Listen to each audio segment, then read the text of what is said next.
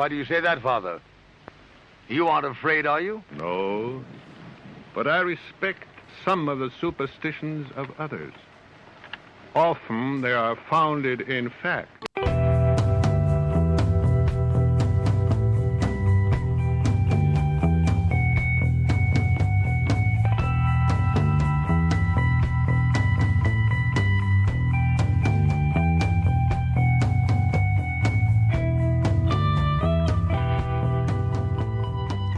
Broadcasting live from our Sanctum Sanctorum in Venice, California, this is the Sixth Sense Society. I am your host, Krista, here with our producer, Michael, and we have on our show, we're excited to have back, is Earl Anderson. He's MUFON's State Director of Southern California and is an executive member of MUFON's ERT, which means the Experience Resource Team, and he is working on his first book, The Gray Files, which should be released sometime this year. He's also a published singer, songwriter, guitarist, and he's going to lead a discussion today on remote viewing.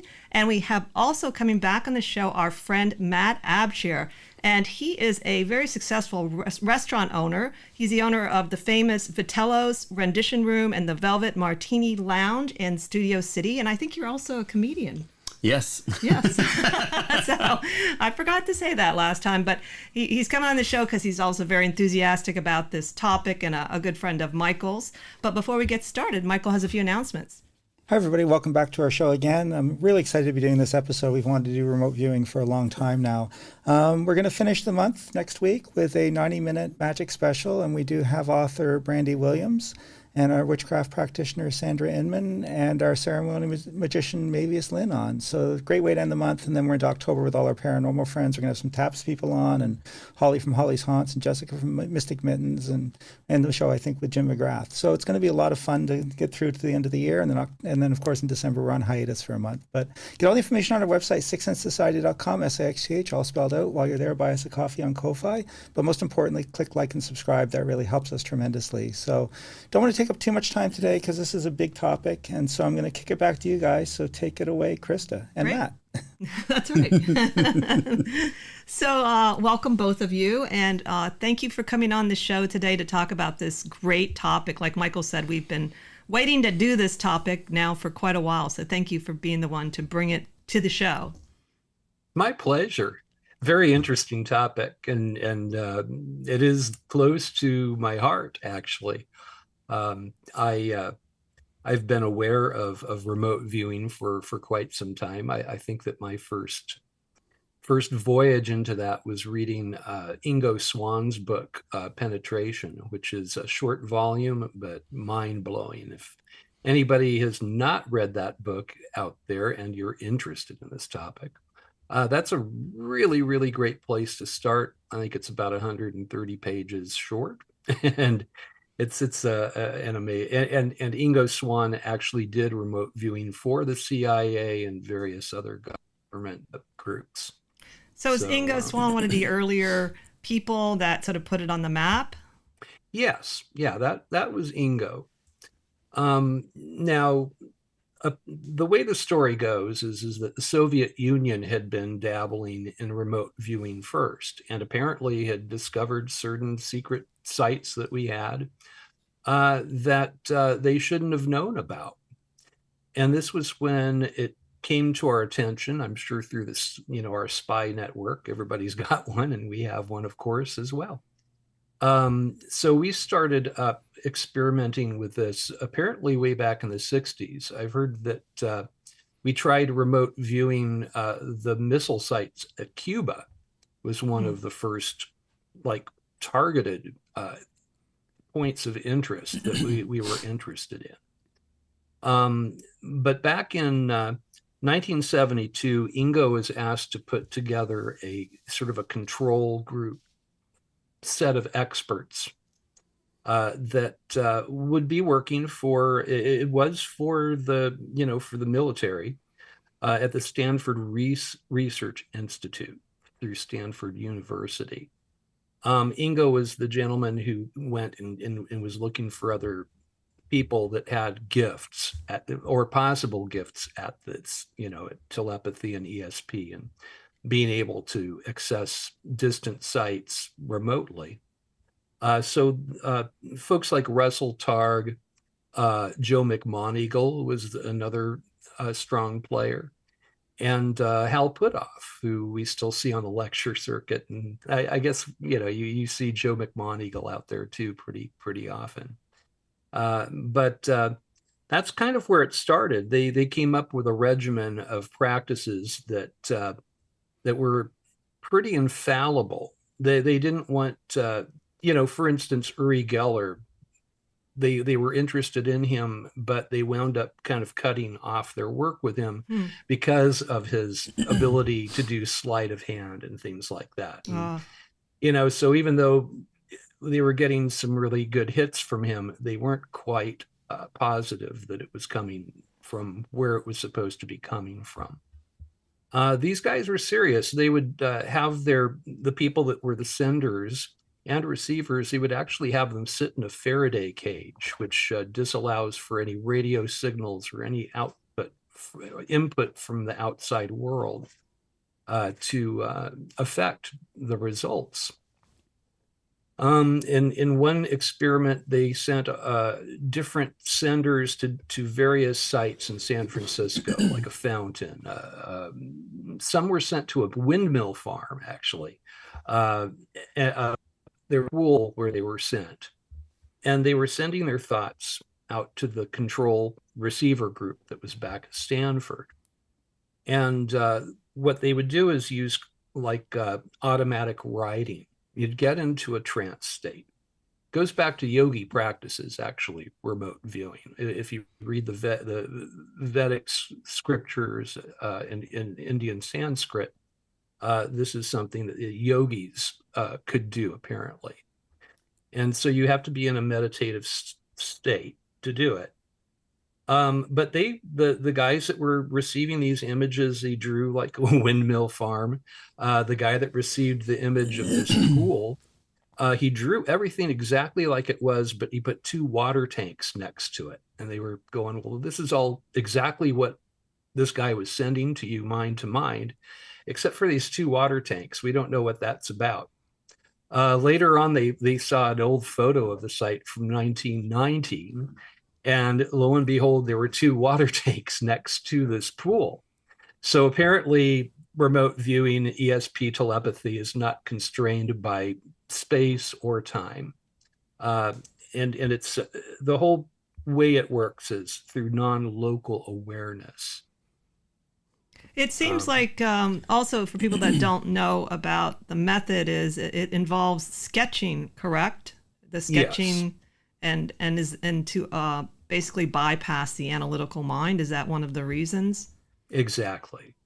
This is why abstract art can be so moving to us, because it's going beyond language and even beyond the visuals that we're used to, and it hits something different and deep within us.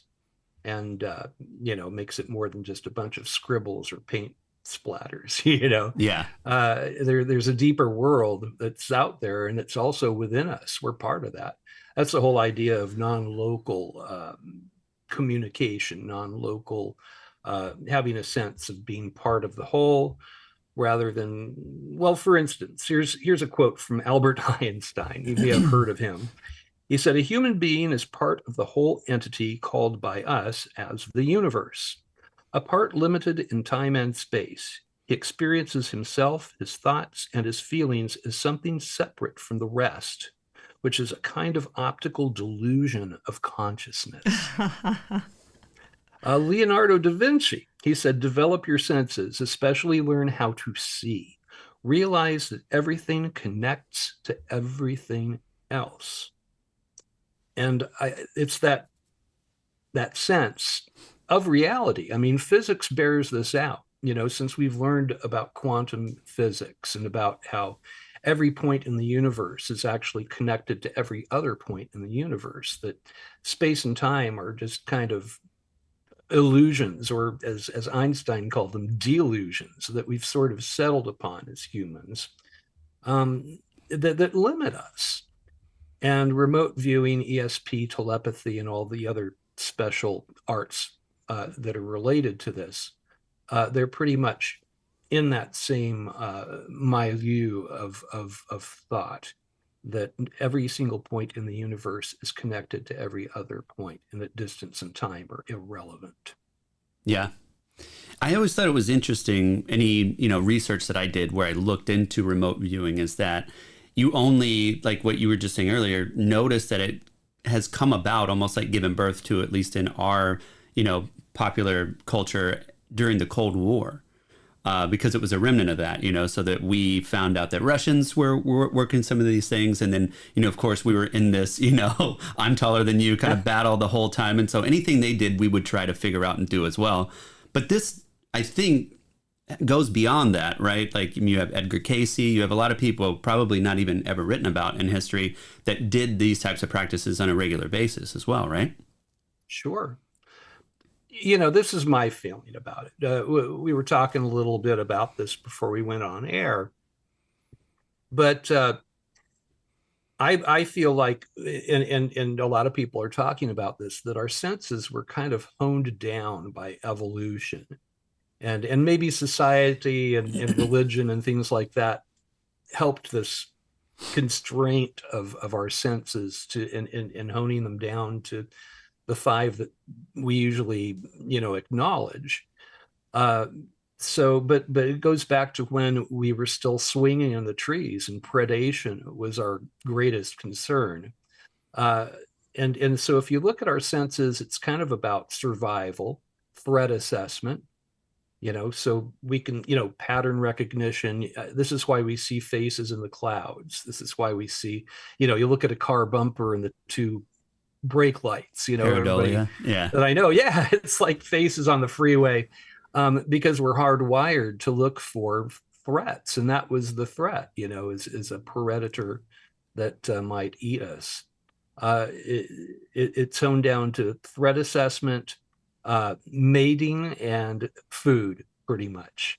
And everything else, whatever gifts that we had originally that nature gave us, just kind of fell by the wayside and went dormant. And if you think of it that way, humanity is kind of disabled as a species. I mean, we're still working on, that which served us well when we were in the trees trying to keep away from lions and stuff, Yeah. But these senses that are in us, these abilities that we're born with, they can be re-energized. They can be turned back on, and they can be strengthened through practice. This is what I've been told by people that do this regularly. And I'm blessed to know a few people that do this, I have one friend that works for the FBI and does remote viewing for them. Another friend, Ann Castle, who's solved murders, cold cases by remote viewing and finding bodies for the police departments of various counties. And it works. She was trained, I believe, at the Monroe Institute. I mean, I know the Esalen group has, done some workshops at this. But I think a lot of it goes back to the Stanford Research Institute. And that was, 1972 is when that, Ingo Swann kind of was the guy that put this together. And they did interesting experiments, and they had very interesting hits. There's one that really I love. 1972, we were sending the Pioneer 10 probe to Jupiter. We had not gotten any close-up pictures of Jupiter as of yet. So they tried an experiment. They had Ingo Swann remote view Jupiter before the probe got there, and then they could compare what he saw and what the probe photographed. Well, he said that he saw a ring around Jupiter, and he was getting real frustrated. He said, I think I went to the wrong planet. I think I was remote viewing Saturn by mistake, because there was a distinct ring around that planet. And of course, when the Pioneer probe got there, they found a very, very thin, dark, debris field around Jupiter, a perfect ring. And, Ingo Swann saw that before NASA did. That's really cool. So that's how impressive this thing is. Yeah. What is the difference in your, maybe there isn't a difference between clairvoyance and remote viewing, because it seems like they want to at least separate it, by the terminology. And I'm just curious, is there really a difference in your mind or not? I don't know that there's a difference. I think that, I mean, again, we were talking about this. The basis of science was originally alchemy, you know, and the scientific, you know, public really would like to have this great division between what they consider superstition and they consider hard science. But it was like, there's a book called Disturbing the Universe that came out around 1979. And the way that the author described science now is that the scientists climbed up the side of this cliff and they got to the top of it and they peered over, and there is, you know, a guru and a yogi and guys in robes, and they're saying, "What took you?" And that's pretty much like it is. Because, I mean, we've found out that, you know, every point in the universe indeed is you know, they call it spooky action at a distance in physics. Yeah. That, you know, a particle here can actually affect what happens to its counterpart particle in the Andromeda galaxy, you know, for instance. That reminds me of, I had a teacher, Kempo Carter Rinpoche, who was definitely a master. And there was one time I was at this monastery. There was a little bookstore at the monastery, and there was this little tiny Buddha statue that I was going to buy. It wasn't that much, and I was looking at it. Then I put it back into the store. And then, I don't know, it was like a couple hours later, so I went to say goodbye to him. I was visiting, doing some workshop there, and he gave me that exact Buddha statue. He was incredible. He was very low key about anything psychic. He would have never said anything, but there were much more extraordinary stories about him than what I had. But I was like, oh my God. And even at the time, all I said was, oh my God, that's the one I wanted. And I mean, I didn't even Wow. He didn't see it, you know, he didn't know. And so it just reminded me of that story. I'd forgotten about it, but he definitely had some abilities. We've all had, you know, experiences that we can't explain. You know, I know that I've had my butt saved a couple of times by just knowledge I shouldn't have had, or synchronicity has brought knowledge to me that kept me, you know, saved me from a bad situation. Where somebody hit me in a car accident. There were no witnesses, just the guy with his girlfriend on his lap that he was playing tonsil hockey with in the middle of a rare snowstorm in Los Angeles. The guy hit me front on. And I was working in a hospital at the time. I was putting the guy's traction setup up. He's talking on the phone and he said, "Did you hear about so-and-so's son and his girlfriend? Can't believe it. That he bought a brand new car. You know, the father's a lawyer, you know, but he hadn't gotten insurance yet on it. And the son hit somebody head on and it was his fault."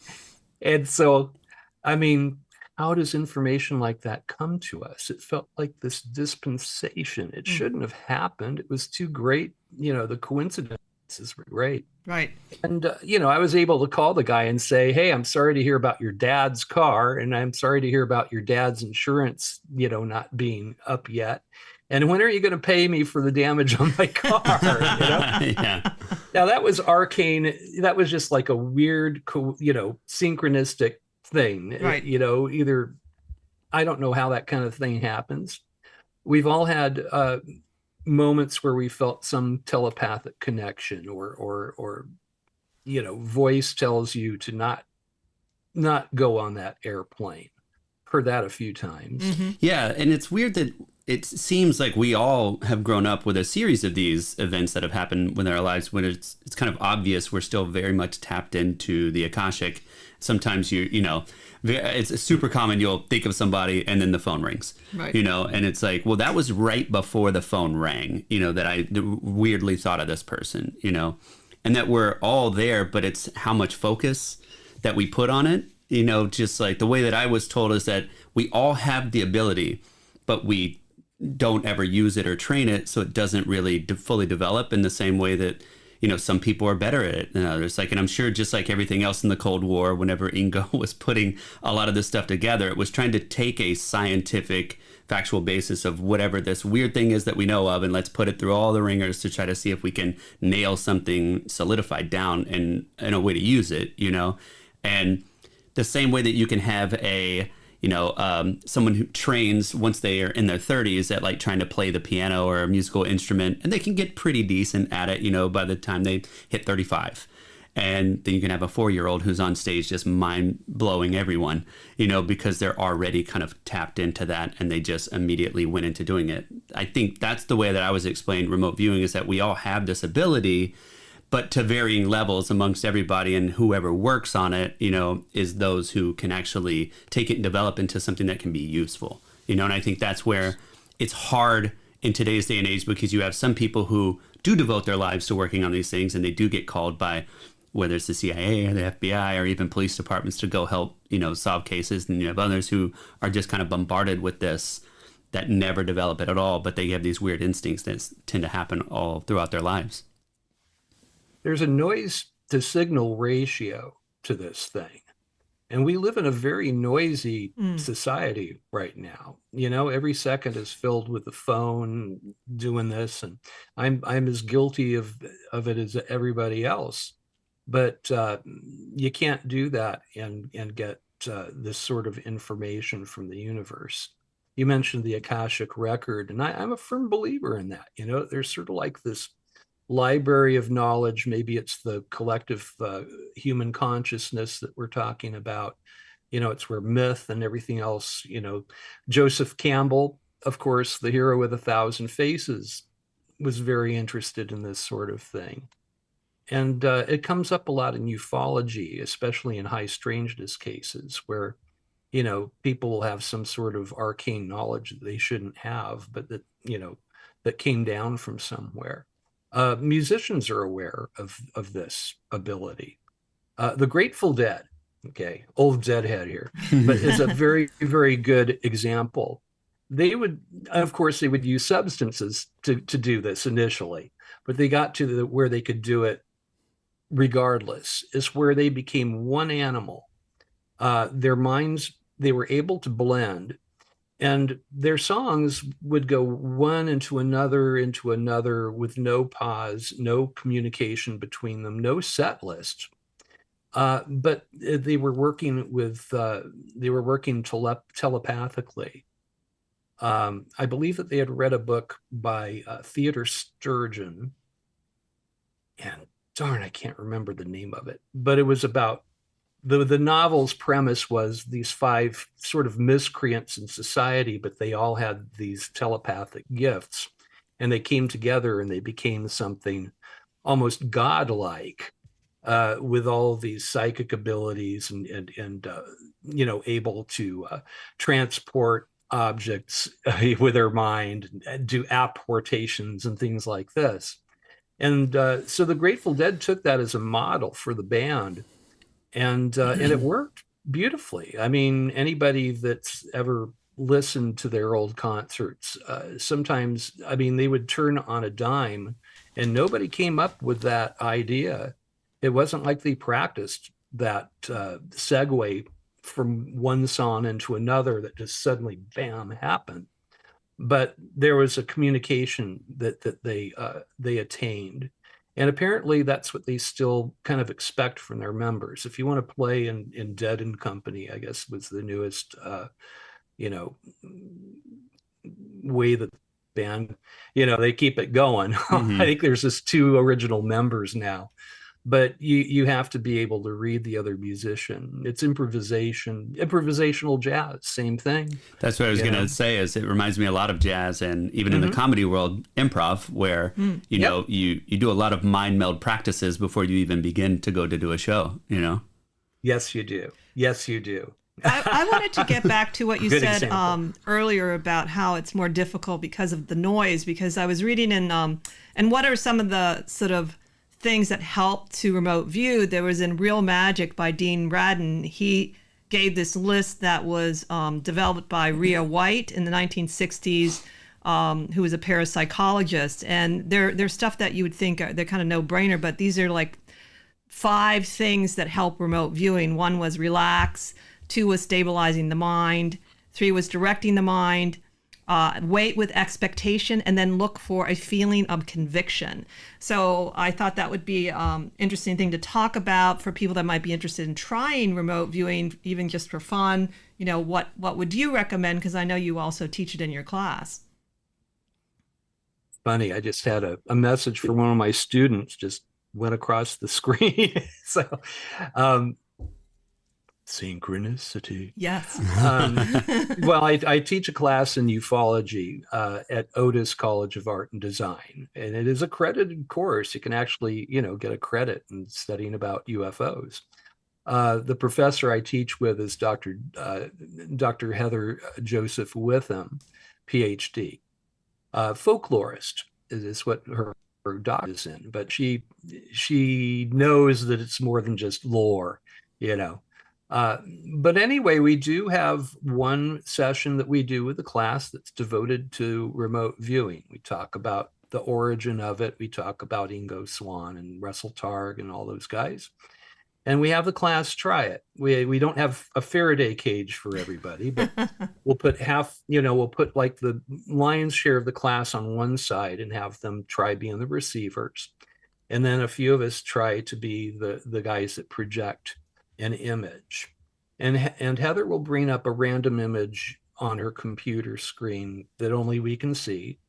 But it has to be something pretty darn distinct, a red sailboat with a thunderstorm in the background, or a very delineated bridge, or something with design, something that it's not just like I see a tree, the moon, Yeah. No, it has to have some detail. And every time we do this, we'll get into a meditative state. Heather likes to do this. She has relaxation techniques that she uses, much like you would use in hypnotic regression. Have music that is certain frequency. I think it's the 5G or something like that. I'd have to look it up because that's her thing.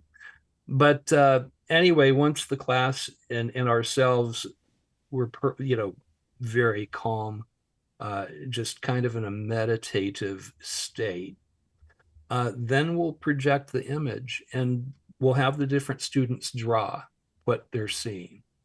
And sometimes people are way off. Other times we'll get pretty darn accurate depictions of what we were sending out.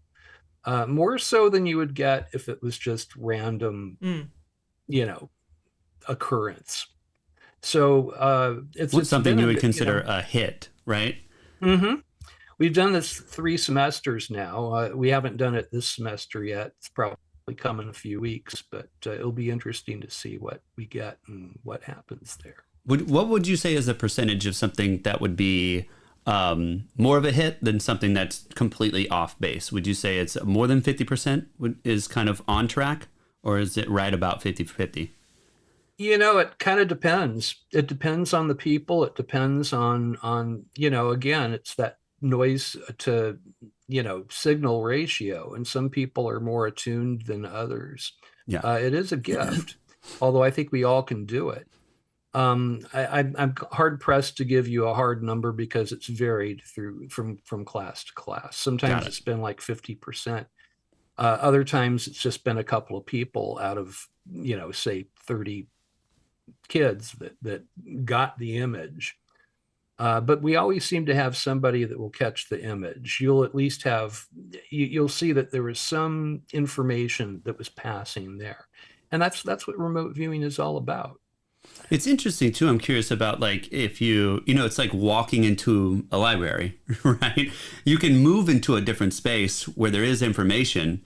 There's a lot of different information, and to be very specific about one stream of information, I think is probably another level up of even thinking about, how to acquire that specific knowledge. I mean, when we were talking about earlier about playing the music, I wonder how much vibration and frequency has to do with amplifying your own personal antenna to be able to get there. I know that a lot of artists in the past have talked about, they're not the ones creating their art. Yes. Even Michael Jackson was very big on the music that he made. Essentially, he would, in a way, Prince was very similar. They would work to the point of being in a trance, almost, whether it was through frequency or vibration or whatever it was that they were doing. And then after a while, it just seems like they would open up a tap that would come to them. And then all of a sudden they would be in this creation space of processing whatever information was coming through and putting it down into manifest. The more you do it, the easier it becomes. And there's this pipeline that you feel. As a songwriter, I don't do so much of it now. My time is all taken up with UFOs and experiencers. It truly is. I'm hoping I find more time to play again soon, but I don't know. I'm just so busy with this. But when I've been very actively writing songs and doing my thing, there was a point where, I was hoping to write a song every week, and that was my goal. And that was a goal that I usually attained. And the way it feels after a while is sometimes you'll feel writer's block where something feels clogged. And generally, you have to kind of do some self-introspection, or, some people have even sought out, psychologists and stuff. I know Bob Dylan had to do that because he had a writer's block. He wound up writing his album Blood on the Tracks, or no, it was Desire, that album, with his psychologist friend. That helped him get past the block. But it seems like there's this record of everything that's out there, and there's sort of this mental Google that you can get that can find that precise thing that and it already exists. And I like my favorite songs that I ever wrote. I always had the feeling of some other that it was coming from. And it's like the old saying that a good sculpture will knock everything out of the stone that doesn't look like George Washington on a horse, right? Mm-hmm. And it comes down to the same thing with songwriting. There's this ideal and this thing that is there. It's this diamond, and you get so you can recognize that, and you sort of bring it down, you pull it down,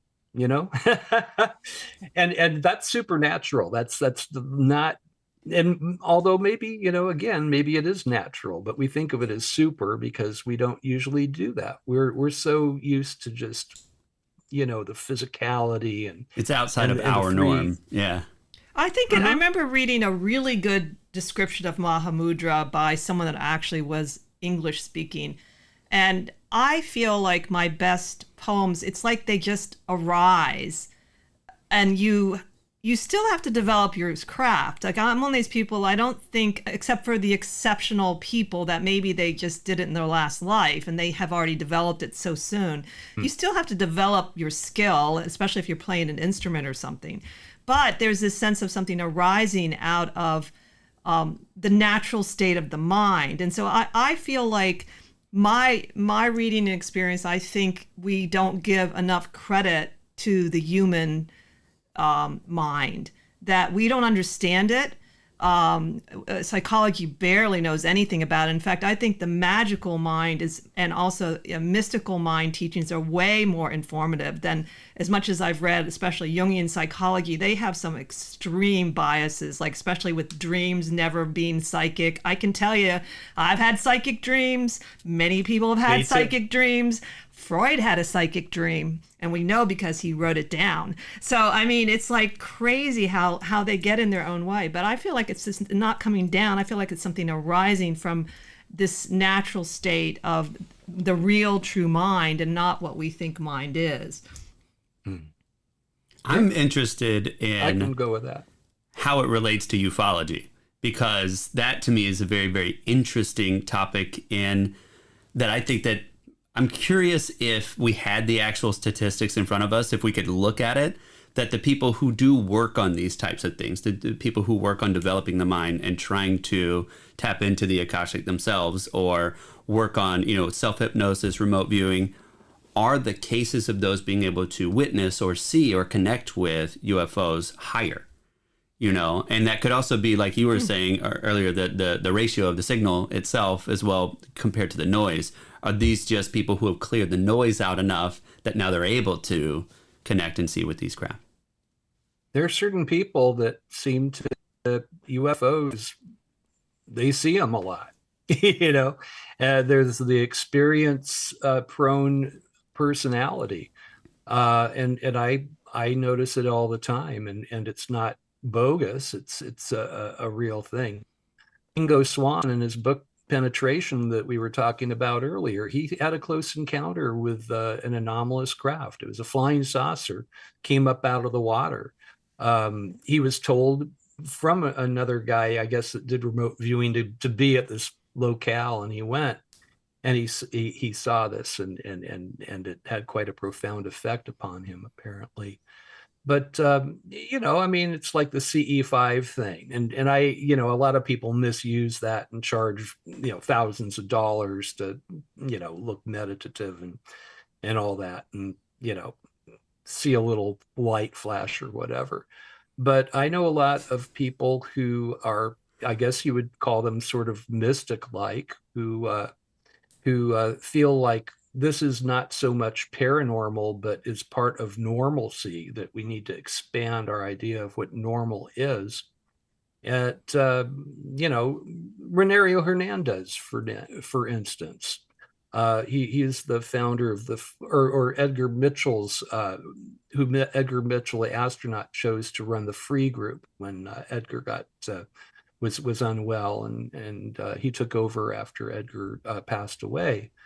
Renario had a close encounter with a craft that was in his in their living room. Another time, again, like Ingo Swann, a giant saucer shaped craft was there, and there was a large group of people, and they all saw this thing.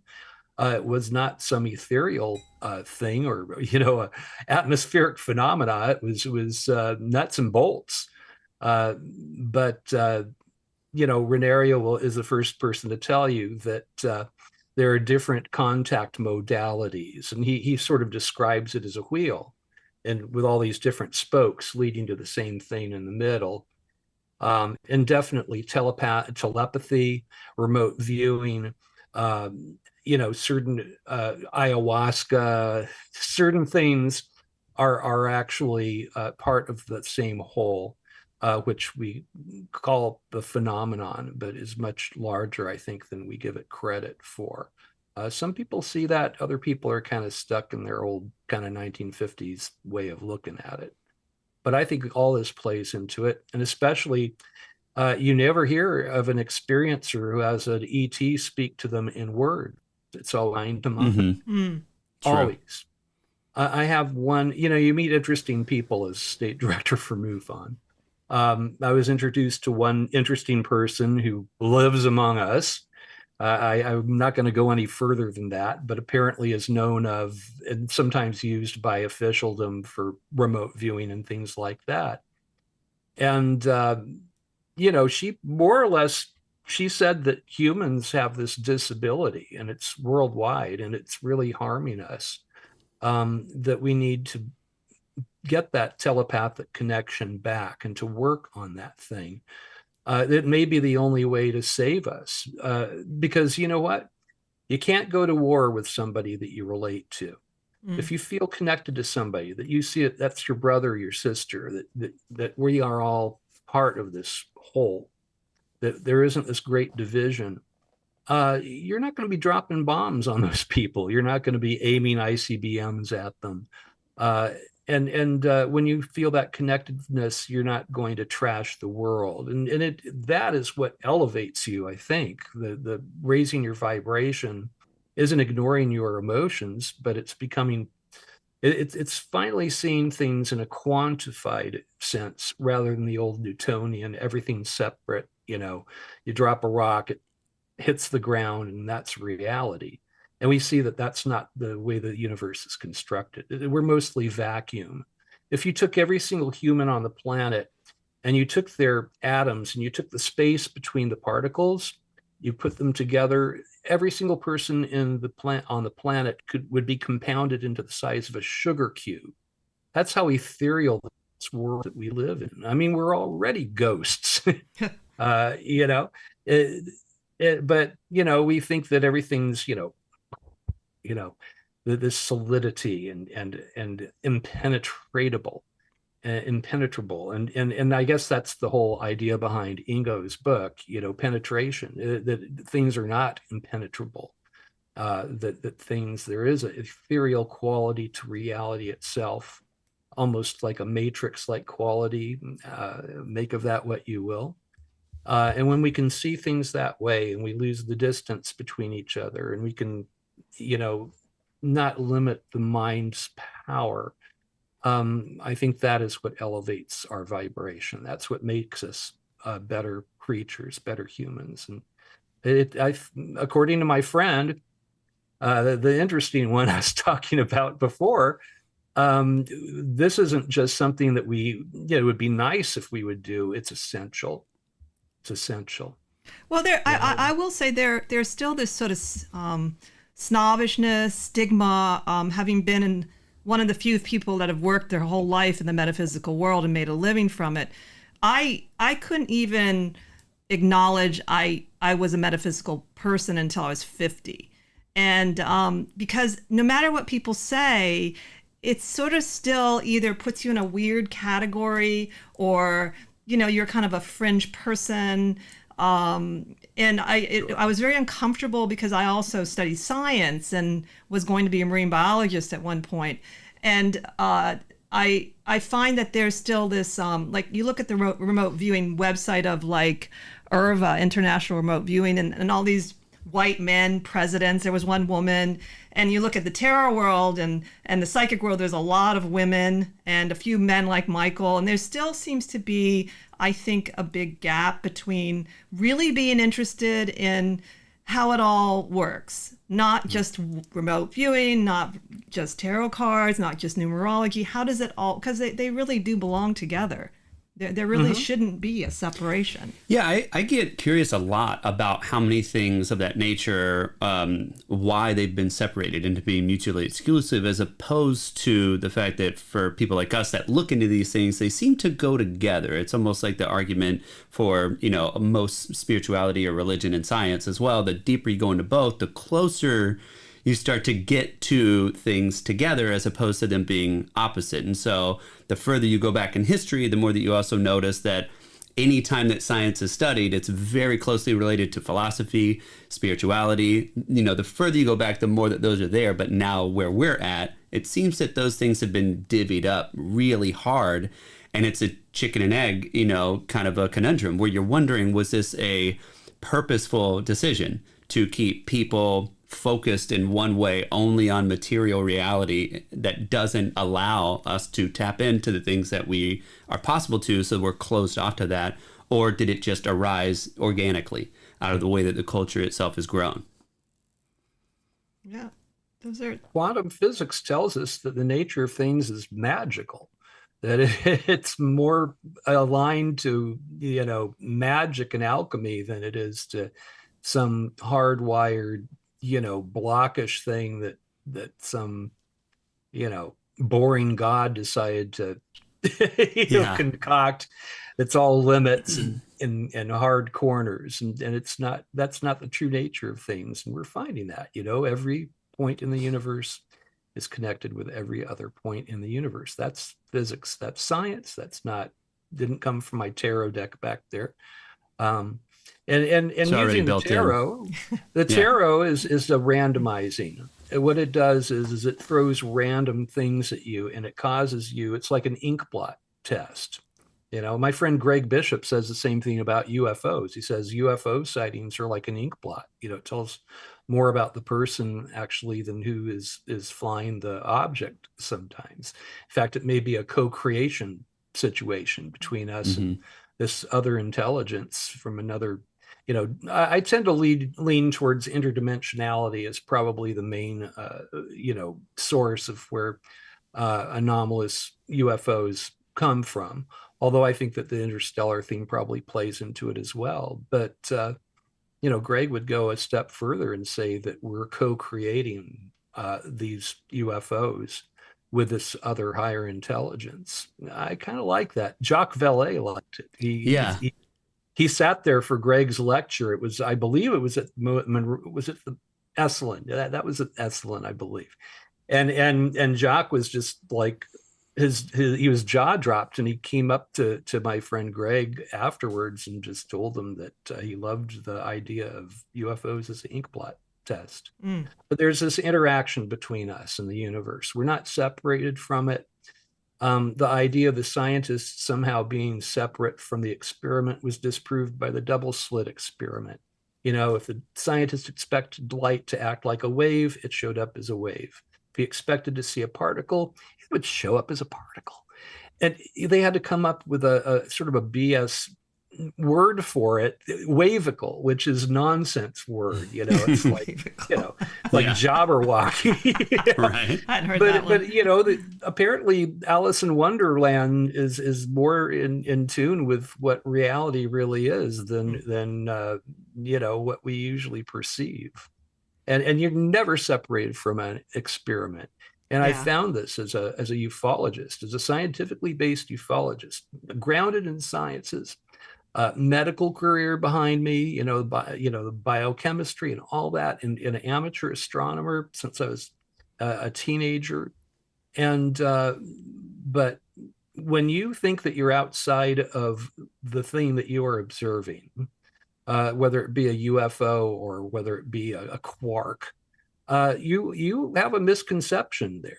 Because there is no distance between you and that object, zero distance. And what you think is it's an interactive phenomenon. And science itself and the universe we live in is interactive. And we interact with it with our minds, maybe our hearts, spirits, it's all, one. And that is how remote viewing works. I think that's the way that the CE5 thing works when it actually does work, and you bring down a craft like Renario Hernandez has, because Renario, I know that he is so grounded in this concept of there not being a separation between us and the mystical and us. And there's no such thing as impossible to that man. And I think that's why Edgar Mitchell, the astronaut, chose him as the person to take over for him in the free group. And it's a different way of looking at things. It's outside of the normal realm that you think of when you watch television or the news or whatever you fill space up with. But it's the reality. Now, I have a question. Is it possible, do you think, and this comes from experience I had, if you knew someone could be remote viewing you, to block them psychically? Because as a reader, for instance, sometimes it's harder to read certain people because their auras are stronger. But I actually thought somebody that I know that's a psychic and does remote viewing, I thought she was remote viewing me to check me out. I felt it. And I thought, is that even possible, or am I just imagining that? And I said... Supposedly, there are a lot of stories actually on that with people who have remote viewed and gotten themselves good enough that they're like, I want to go check out. I mean, these are everyday people that are learning it, not anybody that is tied to the government, but have done this spiritually for decades. And then they decide, what's in Antarctica? And they go to check out a base or something that they want to find. And there are officers that are trained in this that are there and that literally do motions like this. And all of a sudden they're kicked out of the building. Okay. Yep. So I've heard this too. They train you to do that too? Yeah, I mean, I think that like a lot of things that were studied during the Cold War, right, that all of a sudden we know that there was study done on it, like, with the Monroe Institute and all the information that they gathered there. If you look in the public, sector, all you find is that they studied it for a while and then all of a sudden it was not. Like they just didn't put any money towards it anymore and it just seemed to fizzle. But yet people who do continue to study these things find out that they're still very actively involved in utilizing these tools in a way. So we're not going to hear about it, I guess, but like they have officers that are very specifically trained in remote viewing to help protect certain areas.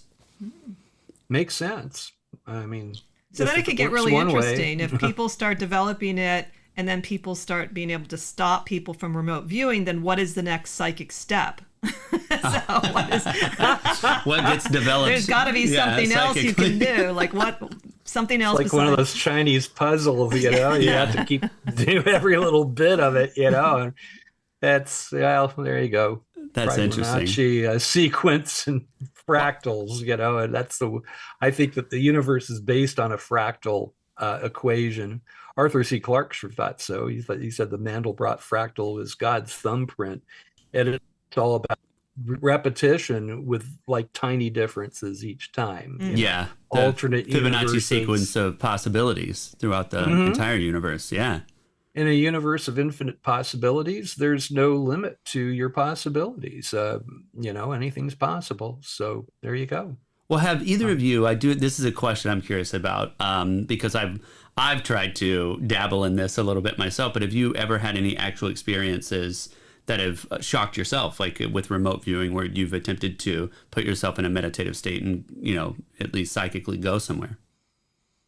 I have never done remote viewing, except for I told Earl before the show, I did play around with telepathy with this little girl I babysat for, and we had an immediate result, but we were just messing around. We didn't even do anything, even though we had a really good result. I think either she sent the image or I sent, but when it was a banana, and we had this experience of like, when it connected, I felt like this jolt of energy. And then we just laughed hysterically.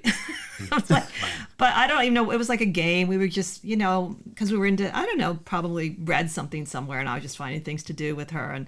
But that I've had other psychic experiences, but I've never done officially remote viewing. Which I've thought of doing, because I like that they do have sort of a plan, a specific thing that you do and learn and. Mm-hmm. I have had a couple of remote viewing experiences that surprised me. I have a friend in New Mexico who's a known telepath, and we decided to try remote viewing. And we would communicate on my tablet, and the one person we both would get into a meditative state, and then one person would send, the other person would receive. Right, we'd sort of decide who is doing what. And did I somehow raise my hand on there? Yes. I don't know how that happened. I did that remotely. I didn't even touch that. Anyway, 2 different instances. I did not know what his property looked like. I did not Google Earth it. I had no idea. I knew that he lived in New Mexico. That's about it. So he was sending me an image of his property, is what I found out he was sending me. It was his property. And I drew like this plane, this ground. I drew a stream. I drew a house here with a little side area. And I drew this blob. It was near the fence. And I did not know what it was, but it was symmetrical. It looked sort of like, a camel's hump or something, this blob. So then we finished up, and sometimes we'd call each other after we did it. Usually it'd be late at night, so we'd just talk on text each other. And I told him what I saw, and I described his property exactly to the stream, to the fence, to every little detail. And I asked him, well, what was that hump thing? And he said, I have a neighbor who's a Navajo Indian, and he built a Navajo hogan, just like their dwelling, which is shaped like a camel's hump. It's right. Perfectly round. And that's what you were seeing. That's amazing. And that blew me away.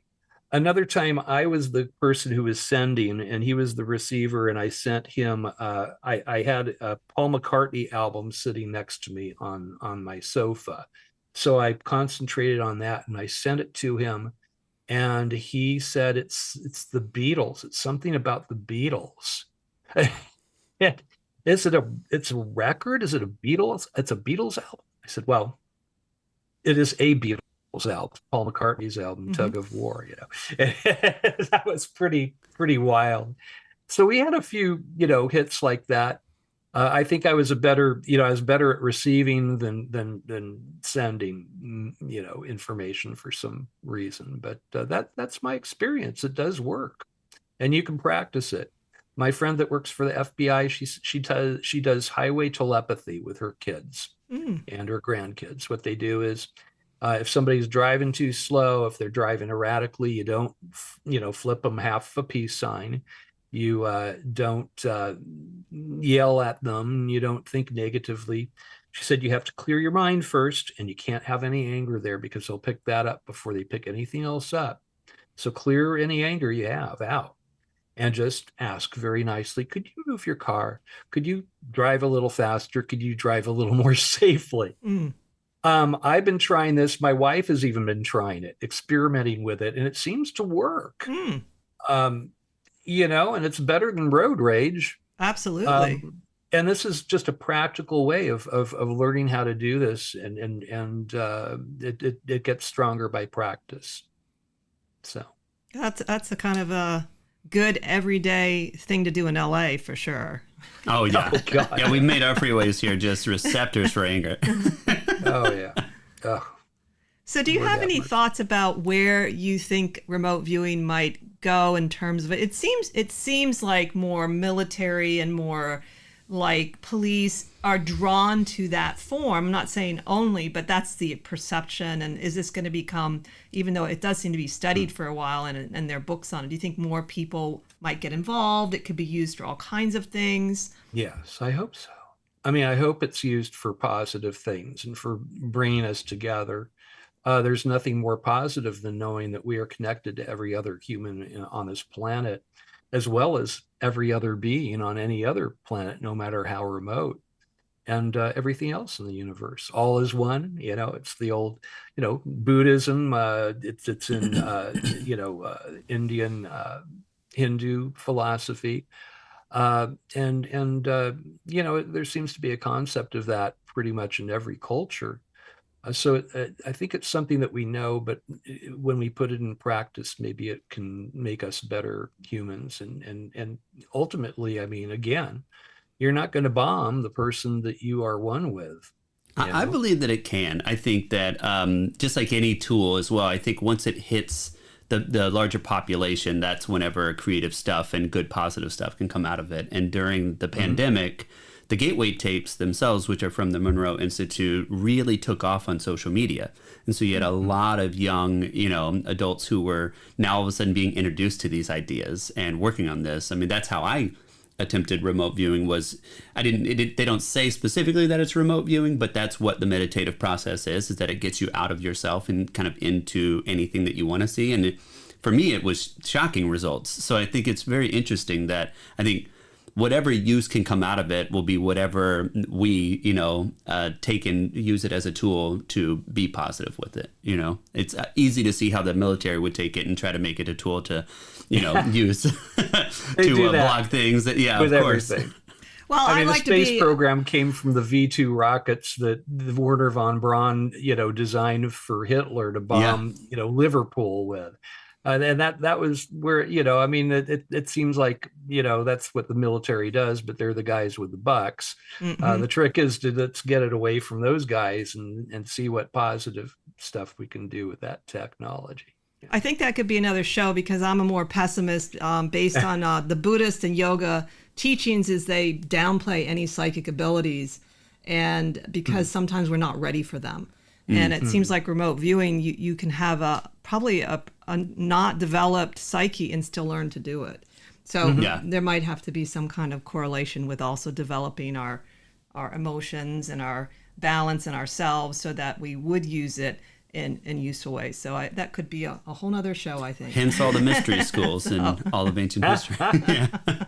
I'm kind of like, a Frisbeeterian. You die and you wind up on somebody's roof as a Frisbee, right? but I mean, as far as spirituality and religions, I mean, there's stuff to learn from them all. I was raised as a Christian. I threw out a lot of bathwater, kept the baby, but I sort of like a mystical Christian, magic Christian. Yeah. There's a movie Ringo and Peter Sellers were in. But, I think that you just have to find what works for you and what makes your life better and what's positive in your life. I agree. Said. Well, thank you for coming on the show. We are at the end of our show, and we so appreciate you coming back. And thank you, Matt, for co-hosting Thanks for having me. And thank you all for listening in. Join us next time as we continue to explore the esoteric and the obscure together. Have a great week.